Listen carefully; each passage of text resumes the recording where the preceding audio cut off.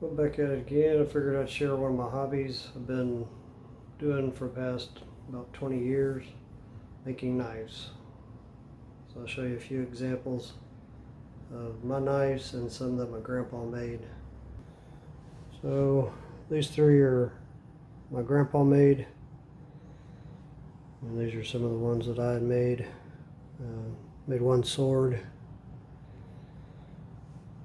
Well, let's take a look at them real quick. This is one of my grandpa's here. Show you what it looks like.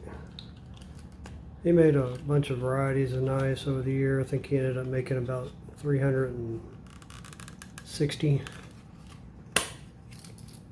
over about this is one he called his Davy Crockett knife. He liked to do a blend of brass and aluminum for the guard. This one doesn't have a pommel. He would usually split it to allow to cut out for the tang of the blade to go in there.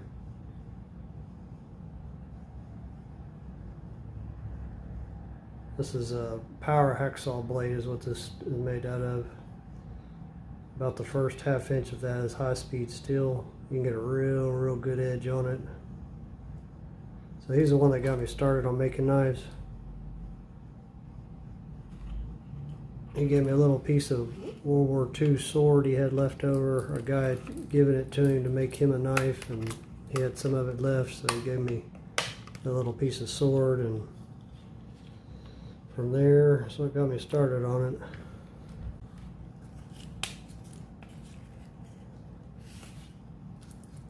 There's another one of his knives. Need to clean it up. It's got a little tarnish right there where it hits the leather. And he would number them. This is 277. And HM was his initials. Same thing, he split it to get this in. And he of course would make the cases for them as well.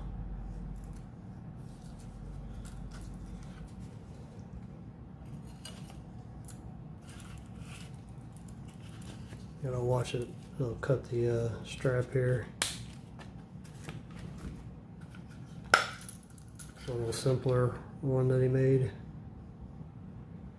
Take a leather dye and paint the old, dried out horn, and then sand it down to give it that color. You can see where he dowed a piece of aluminum in there to be able to attach it into the handle.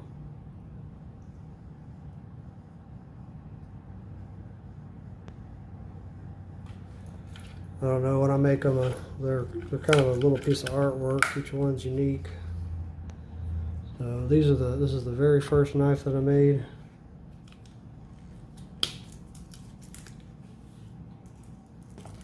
This is the tip of that World War II sword. I made myself a little logo here. You can see my initials, and number 1. And this was made in 2004. I dated him. He didn't ever do that, but I thought it would be a good idea. So yeah, he gave me one piece of horn and one little piece of sword. I made 2 knives out of it. That first one was fairly simple. Then I made the case as well, hand stitched.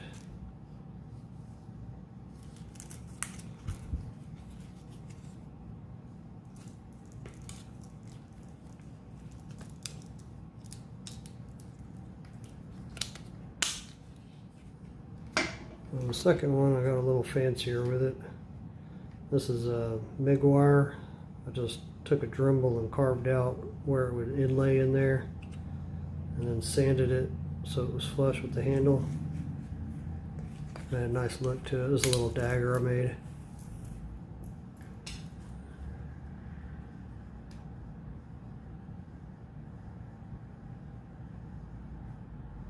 This is actually MIG wire as well. I melted it into a puddle in that shape and then bent it and ground it to form it. You can see some imperfections because this was all molten aluminum when I made it.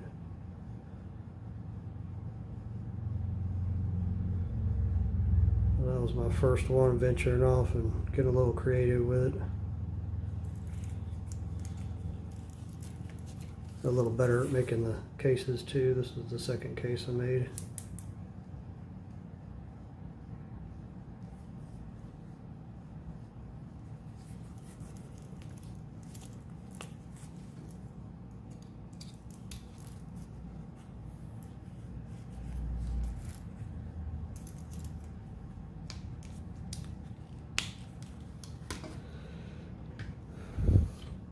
That's a little oddball one I made, a pistol grip. A pretty defined gut hook on the back of it. Needs to be cleaned up a little bit too. Then I got real creative with the handle. This is black palm, grain out, and this is cerabacote. And cut little pieces, some of my laminate work here.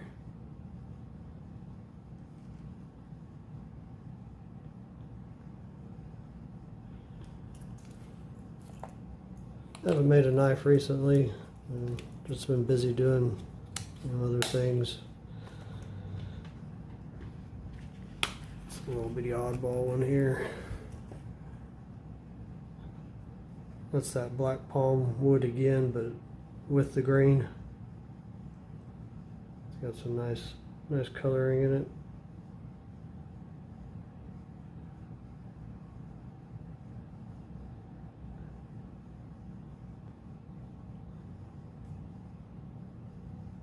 Most of the steel I got from a company that provides stuff for making knives. It's a steel that's annealed, a little softer to work with, and you have to fire it in the kiln, which I have a knife making kiln. That wasn't cheap. I've made and sold enough of these knives to pay for the kiln. This is the most recent one I made.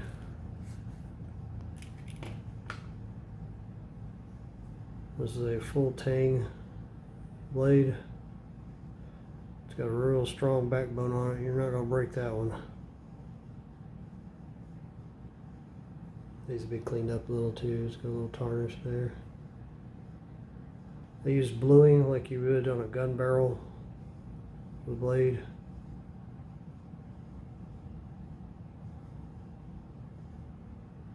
I don't know if you can see the wood.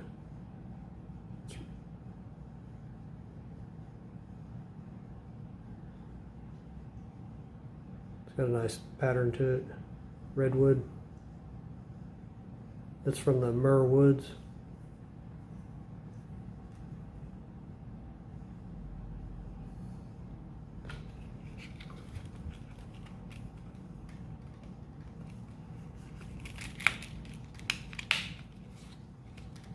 I started later on making these a little wider, which took out a lot of that play in the handle.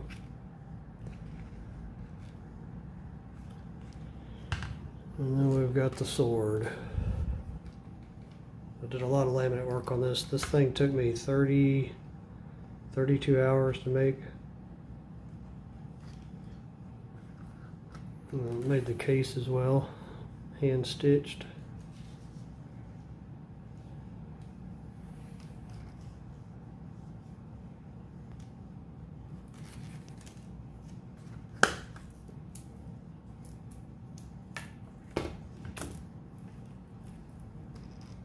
And you said there's a lot of work on that handle.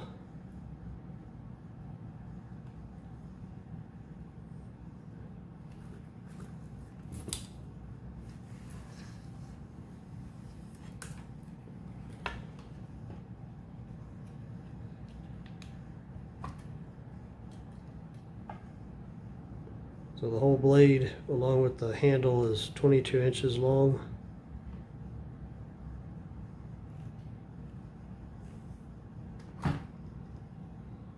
Quite a bit of, so that's that black palm wood again, grain out. This is a dyed maple. There's Creighton myrtle. It's a shrub that we have for ornamental around here. Cedar, then mesquite, and then cedar again inside this diamond. That's that dyed maple again. This is mesquite here. So it's a pretty interesting pattern I came up with. And most of the work was on the handle. A lot of work to make that look like that. And this blade goes all the way down to right here. You see these pins here, these little brass dowels. That's what locks this all together. And then right here you see a couple little dowels that are in that copper band. So this is aluminum, copper, and brass. This steel is a 5160 carbon steel. And this was number 30. SP30. And this was made in 2006.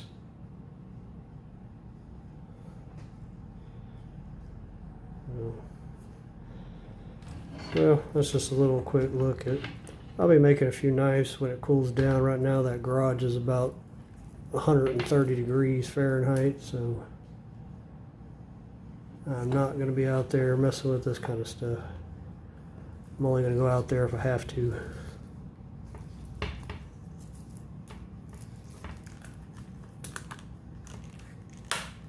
Well, just thought I'd share that with y'all. When I go to making a knife, I'll film how I make it and what I use to make it. I'm saving the leaf springs from the trailer when they break because that's good. It's usually 5160 carbon is what those are made out of for the most part, the spring steel. I'll just heat them up in the kiln to anneal the steel so it's easier to grind and drill, and then I'll fire it again when it's ready. But I'll show you that later on. See you on the next one.